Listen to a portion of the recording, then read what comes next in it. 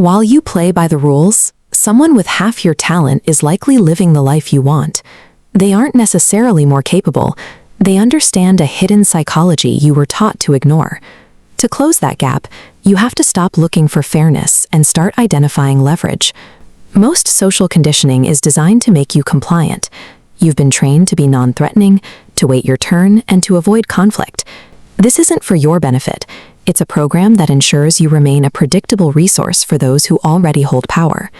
5 centuries ago, Niccolò Machiavelli analyzed why well-meaning leaders often fail, while ruthless strategists build lasting empires. His observations reveal that the world doesn't reward character, it rewards the ability to command presence and direct influence. Entering a rigged game with only good intentions ensures you remain a target. In the real world, your value isn't determined by your internal moral code, but by your ability to navigate the psychological forces that actually drive human behavior. Principle 1 is a rejection of patience. Waiting for others to treat you fairly is a strategy of submission. While you wait for reciprocity, those who recognize the lack of rules are busy rewriting the situation to their own advantage. Principle 3 challenges the desire to be liked. Likability is a fragile currency. When you prioritize being nice, you invite others to take risks with your boundaries because they know you'll prioritize social harmony over self-defense. Commanding respect offers a level of security that kindness cannot provide. A likable person is safe and predictable, which makes them an easy mark for exploitation. A psychologically dominant person is a calculated risk. They are treated with caution because they have demonstrated they possess the capacity for swift and effective retaliation when crossed. Genuine respect is rarely granted freely. It must be established by making poor treatment expensive for the aggressor. You teach people how to treat you by the consequences you attach to their behavior. To apply Principle 2, we have to redefine ruthlessness. It isn't about explosive anger or physical aggression. True ruthlessness is the exercise of cold, calculated emotional discipline. It is the ability to remain entirely strategic while everyone else is reacting to their feelings. Consider Augustus Caesar, who rose to power through a series of calculated maneuvers and brutal alliances. He didn't let personal slights or temporary rage dictate his path. He operated with a level of calm that allowed him to outthink and outlast rivals who were far more experienced than he was. His rival, Mark Antony, was the opposite. Antony was driven by passion and pride, making his moves entirely predictable. His inability to control his emotional impulses allowed Augustus to bait him into strategic errors that eventually led to his total destruction. Your emotions are just data points, not instructions. The moment you allow another person to dictate your emotional state, you surrender your psychological sovereignty to them. Let's apply Principle 4, decisive action, to a common professional threat. Imagine a colleague who consistently interrupts you in meetings and attempts to take credit for your insights. Standard responses, like complaining to HR or arguing in the hallway, only reinforce your position as a victim.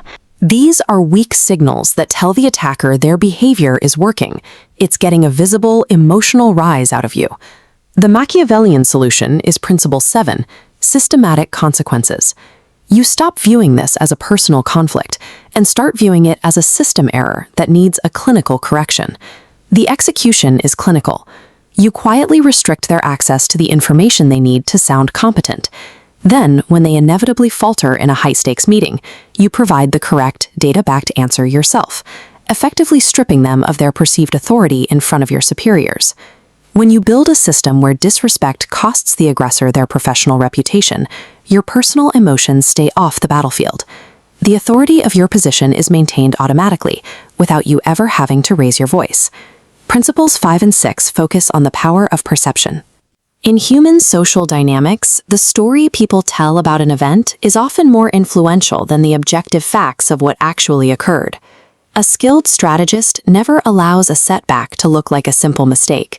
If a project fails, they reframe the event as a necessary sacrifice or a calculated experiment within a larger plan. They control the meaning of the loss so that their reputation for competence remains intact. Narrative warfare is proactive. You must be the one to define the context of your actions and decisions. If you aren't telling the definitive story of your work, your rivals will gladly fill that void with a version that serves their interests. If you do not actively sculpt the perception of your life, others will gladly cast you in whatever role helps them advance. Your reputation is too valuable to leave to chance. Principle 8 highlights the difference between posturing and power. Loud, public displays of authority are usually signs of deep insecurity. True psychological dominance is quiet, behind the scenes, and largely invisible until it is too late to stop. Machiavelli suggested one must be a fox to recognize traps, and a lion to frighten the wolves. This means maintaining the quiet cunning to navigate hidden threats, while possessing the latent strength to defend your interests with force when necessary. Silent dominance relies on information asymmetry. You should be continuously gathering intelligence on those around you while revealing as little as possible about yourself.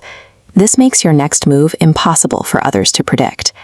Influence isn't built through declarations, it's established through results. When your power is felt rather than heard, it becomes a natural part of the environment that others simply learn to accept. To integrate these lessons, you must change your immediate baseline behavior. Every time you enter a room, your first task is to assess the underlying power dynamics. When you face a slight, your first move is to detach emotionally. Stop relying on empty warnings. Your new focus is on executing systematic consequences and aggressively commanding your personal narrative. Commit to this transition into psychological dominance, or accept a lifetime spent as predictable prey for those who have already made the choice. Understanding these psychological realities isn't about becoming a villain. It's about becoming a participant in the real world, rather than a victim of its hidden rules. The world respects strength. It's time to take